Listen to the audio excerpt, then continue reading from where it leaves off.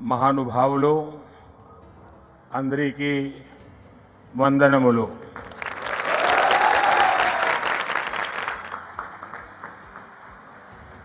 मुख्यमंत्री श्री चंद्रबाबू नायडू, केंद्र में मेरे सहयोगी राम मोहन नायडू, जी किशन रेड्डी, भूपति राजू, श्रीनिवास वर्मा, सचिन तेंदुलकर जी, डिप्टी सीएम पवन कल्याण जी, राज्य सरकार में मंत्री नारा लोकेश जी, श्री सत्य साई सेंटर ट्रस्ट के मैनेजिंग ट्रस्टी आर.जे. रत्नाकर जी,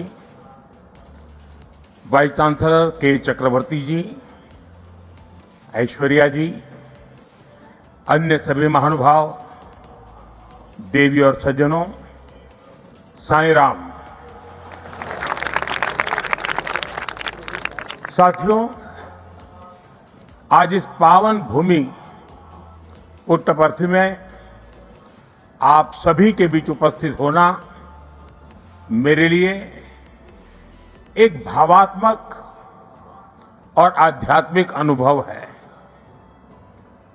मुझे कुछ देर पहले बाबा की समाधि पर श्रद्धा सुमन अर्पित करने का अवसर मिला। उनके चरणों में नमन करना, उनका आशीर्वाद प्राप्त करना, ये अनुभव हमेशा हृदय को भावनाओं से भर देता है। साथियों, श्री सत्य साई बाबा का यह जन्म शताब्दी वर्ष हमारी पीढ़ी के लिए सिर्फ एक उत्सव नहीं, यह एक दिव्य वरदान है। आज भले ही वे हमारे बीच दैहिक स्वरूप में नहीं है, लेकिन उनकी शिक्षा, उनका प्रेम, उनकी सेवा भावना आज भी करोड़ों लोगों का मार्गदर्शन कर रही है। 140 से ज्यादा देशों में लाखों जीवन नए प्रकाश, नई दिशा और नए संकल्प के साथ आगे बढ़ रहे हैं। साथियों, श्री सत्य साई बाबा का जीवन वसुधैव कुटुंबकम का जीवंत स्वरूप था। इसलिए उनका ये बर्थ सेंटिनरी वर्ष हमारे लिए यूनिवर्सल लव, पीस और सर्विस का महापर्व बन गया है।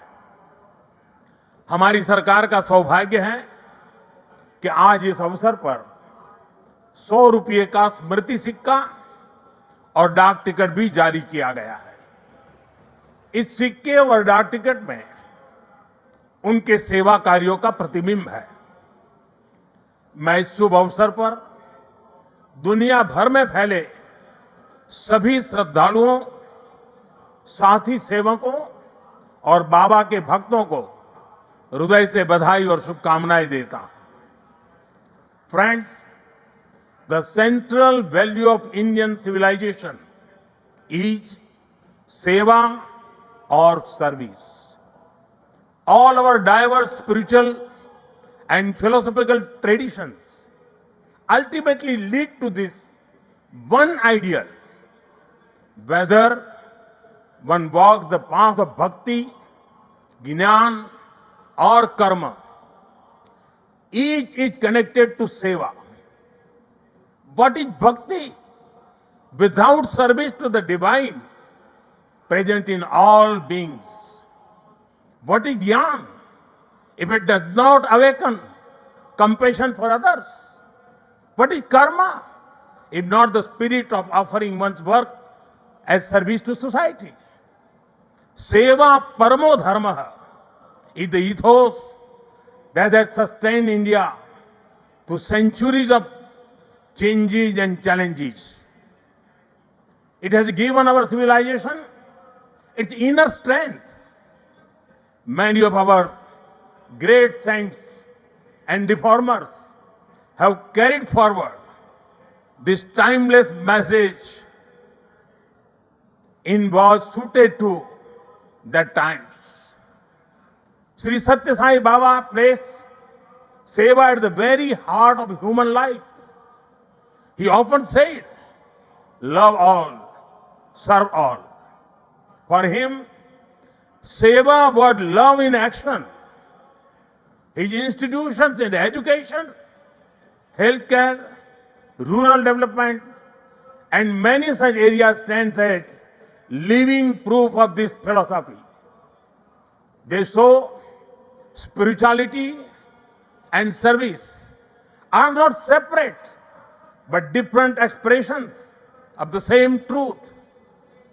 Further, someone inspiring people while physically present is not uncommon, but the seva activities of the institutions created by Baba are increasing day by day despite him not being with us physically. This shows that the impact of truly great souls does not decrease with time, it actually grows. साथियों, श्री सत्य साई बाबा का संदेश केवल पुस्तकों और प्रवचनों और आश्रमों की सीमाओं में नहीं रहा है। उनकी शिक्षा का प्रभाव लोगों के बीच दिखता है। आज भारत के शहरों से लेकर छोटे गांवों तक, स्कूलों से लेकर आदिवासी बस्तियों तक संस्कृति, शिक्षा और चिकित्सा सेवा का एक अद्भुत प्रवाह दिखाई देता है। बाबा के करोड़ों अनुयायी बिना किसी स्वार्थ के इस काम में लगे हैं। मानव सेवा ही माधव सेवा है, ये बाबा के अनुयायियों का सबसे बड़ा आदर्श है। उन्होंने ऐसे कई विचार हमें सौंपे जिनमें संवेदना, कर्तव्य, अनुशासन और जीवन दर्शन का सार मिलता है। वो कहते थे, help ever, hurt never, less talk, more work. हम सभी के मन में आज भी श्री सत्य साई बाबा के ऐसे जीवन सूत्र गूंजते रहते हैं। साथियों, साई बाबा ने अध्यात्म का उपयोग समाज और जन कल्याण के लिए किया। उन्होंने इसे निष्काम सेवा, चरित्र निर्माण और मूल्य आधारित शिक्षा से जोड़ा। उन्होंने किसी मत या सिद्धांत पर अपनी शक्ति नहीं लगाई। उन्होंने गरीबों की सहायता की और उनके दुखों को दूर करने के लिए कार्य किया। मुझे याद है, गुजरात के भूकंप के बाद पीड़ितों को राहत पहुंचाने में बाबा का सेवा दल और सारे सेवाव्रती आगे की पंक्ति में आकर के खड़े हो गए। उनके अनुयायी पूरी निष्ठा से कई दिनों तक सेवा में जुटे रहे। उन्होंने प्रभावित परिवारों तक सहायता पहुंचाने, आवश्यक सामग्री उपलब्ध कराने और मानसिक सामाजिक सहयोग देने में महत्वपूर्ण योगदान दिया।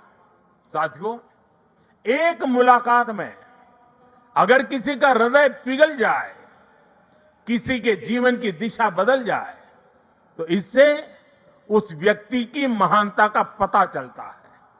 आज यहां इस कार्यक्रम में भी हमारे बीच ऐसे कई लोग हैं जिन पर सत्य साई बाबा के संदेशों का गहरा असर हुआ और उनका पूरा जीवन बदल गया। साथियों, मुझे संतोष है कि श्री सत्य साई बाबा की प्रेरणा से साई सेंट्रल ट्रस्ट और उससे जुड़े संगठन सेवा को ऑर्गेनाइज, इंस्टीट्यूशनल और लॉन्ग टर्म व्यवस्था के रूप में आगे बढ़ा रहे हैं। आज एक व्यवहारिक मॉडल के रूप में हमारे सामने है। आप सभी पानी, housing, health care, nutrition, disaster support और क्लीन एनर्जी जैसे क्षेत्रों में अद्भुत कार्य कर रहे हैं। मैं कुछ सेवा कार्यों का विशेष तौर पर जिक्र करना चाहूंगा। जैसे रायलसीमा में पीने के पानी की गंभीर समस्या थी, तब ट्रस्ट ने 3000 किलोमीटर से ज्यादा लंबी पाइपलाइन बिछाई। ओडिशा में बाढ़ प्रभावित परिवारों के लिए 1000 मकान बनाए। जो गरीब परिवार पहली बार श्री सत्य साई अस्पतालों में आता है, वो देखकर दंग रह जाता है कि अस्पताल में बिलिंग का कोई काउंटर ही नहीं है। यहां इलाज भले मुफ्त है, लेकिन मरीजों और उनके परिजनों को किसी असुविधा का सामना नहीं करना पड़ता। साथियों, आज ही यहां 20,000 से ज्यादा बेटियों के नाम पर सुकन्या समृद्धि योजना के खाते खोले गए हैं। इससे उन बेटियों की शिक्षा और सुरक्षित भविष्य सुनिश्चित हुआ है। साथियों, भारत सरकार ने 10 साल पहले बेटियों की शिक्षा को ध्यान में रखते हुए उनके उज्जवल भविष्य के लिए ये सुकन्या समृद्धि योजना शुरू की थी।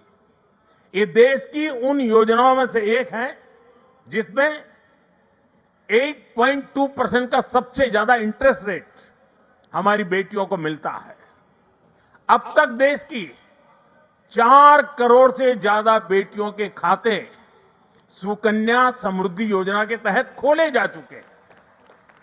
और आपको ये जानकर खुशी होगी कि अब तक इन बैंक अकाउंट्स में 3.25 लाख करोड़ रुपए से ज्यादा की राशि जमा कराई जा चुकी है। ये प्रयास बहुत अच्छा है कि श्री सत्य साईं परिवार ने यहां 20,000 सुकन्या समृद्धि खाते खुलवाने का नेक काम किया है। वैसे मैं काशी का सांसद हूं, तो एक उदाहरण वहां का भी दूंगा। पिछले साल फरवरी में हमने वहां 27,000 बेटियों के सुकन्या समृद्धि खाते खुलवाए थे और हर बेटी के बैंक खाते में 300 रुपये भी ट्रांसफर किए गए थे। बेटियों की एजुकेशन और बेहतर भविष्य में सुकन्या समृद्धि योजना बड़ी भूमिका निभा रही है। साथियों, देश में पिछले 11 वर्ष में ऐसी अनेक योजनाएं शुरू हुई है जिन्होंने नागरिकों की सामाजिक सुरक्षा को, सोशल सिक्योरिटी कवच को बहुत मजबूत कर दिया है और देश के गरीब, वंचित निरंतर सोशल सिक्योरिटी के दायरे में आ रहे हैं। 2014 में देश में 25 करोड़ लोग ही सोशल सिक्योरिटी के दायरे में थे। आज मैं बड़े संतोष के साथ कहता हूं और बाबा के चरणों में बैठकर के कहता हूं, आज ये संख्या करीब करीब 100 करोड़ तक पहुंच चुकी है। भारत की गरीब कल्याण की योजनाओं की, सोशल सिक्योरिटी देने वाली योजनाओं की विदेशों तक सभी इंटरनेशनल फोरम में चर्चा हो रही है। साथियों, आज ही यहां मुझे गोदान के कार्यक्रम में सहभागी होने का भी अवसर मिला है। ट्रस्ट द्वारा 100 गायें गरीब किसान परिवारों को दी जा रही है। हमारी परंपरा में गौ माता को जीवन, समृद्धि और करुणा का प्रतीक माना गया है। ये गायें इन परिवारों की आर्थिक, पोषण संबंधी और सामाजिक स्थिरता में सहायक होगी। साथियों, गौ माता के संरक्षण से समृद्धि का संदेश देश विदेश के कोने कोने में दिखता है। कुछ वर्ष पहले राष्ट्रीय गोकुल मिशन के तहत वाराणसी में 480 से ज्यादा गीर गायें वितरित की थी और मेरा एक नियम था कि जो पहली बछड़ी होती थी वो मैं वापस लेता था और दूसरे परिवार को देता था।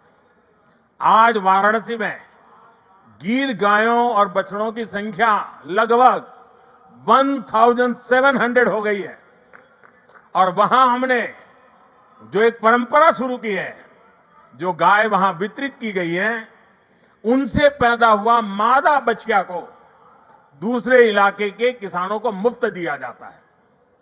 इसलिए इन गायों की संख्या भी बढ़ रही है। मुझे याद है 7-8 साल पहले अफ्रीका में रवांडा की यात्रा के दौरान मैं एक गांव में वहां गया था और वहां भारत की 200 गीर गायें भेंट की थी और ये दान देने वाली परंपरा वहां भी है। वहां गिरिंका नाम की प्रथा है जिसका अर्थ है may you have a cow. इसमें गाय से पैदा होने वाली पहली मादा बछिया को पड़ोसी परिवार को दान देता होता है। इस प्रथा से वहां न्यूट्रिशन, मिल्क प्रोडक्शन, इनकम और सोशल यूनिटी बढ़ी है। साथियों, ब्राजील ने भी भारत की गीर और कांकरेज नस्लों को अपनाकर उन्हें आधुनिक तकनीक और वैज्ञानिक प्रबंधन के साथ आगे बढ़ाया है और आज वे बेहतर डेयरी परफॉर्मर्स का स्रोत बन गई है। ये सभी उदाहरण बताते हैं कि जब परंपरा, करुणा और वैज्ञानिक सोच एक साथ चलती है तो गाय आस्था के साथ ही सशक्तिकरण, पोषण और आर्थिक प्रगति का साधन बन जाती है। और मुझे खुशी है कि आप इस परंपरा को यहां बहुत नेक नियत के साथ आगे बढ़ा रहे हैं। साथियों, आज देश कर्तव्य काल की भावना के साथ विकसित भारत की दिशा में आगे बढ़ रहा है। इस लक्ष्य को पाने के लिए नागरिक भागीदारी आवश्यक है और इसमें सत्य साईं बाबा का ये जन्म शताब्दी वर्ष हमारी बड़ी प्रेरणा है। मेरा आग्रह है कि इस वर्ष हम विशेष तौर पर वोकल फॉर लोकल के मंत्र को मजबूत करने का संकल्प लें। विकसित भारत बनाने के लिए हमें लोकल इकोनॉमी को बढ़ावा देना ही होगा। हमें याद रखना है, जब हम स्थानीय उत्पाद खरीदते हैं तो हम एक परिवार, एक छोटे उद्यम और स्थानीय सप्लाई चेन को सीधे सशक्त बनाते हैं। इसी से आत्मनिर्भर भारत का रास्ता भी तैयार होता है। साथियों, आप सभी श्री सत्य साईं बाबा की प्रेरणा के साथ राष्ट्र निर्माण में अपना निरंतर योगदान दे रहे हैं। इस पावन भूमि में वाकई एक अद्भुत शक्ति है। यहां आने वाले हर व्यक्ति की वाणी में करुणा, विचारों में शांति और कर्म में सेवा का भाव दिखने लगता है। मुझे विश्वास है, जहां भी अभाव या पीड़ा दिखाई देगी, वहां आप इसी तरह एक आशा, एक प्रकाश बनकर खड़े होंगे।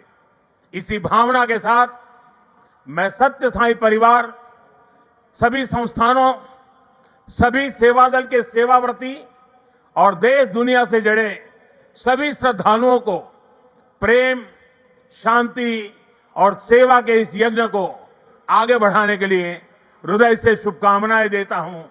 बहुत बहुत धन्यवाद। साईं राम।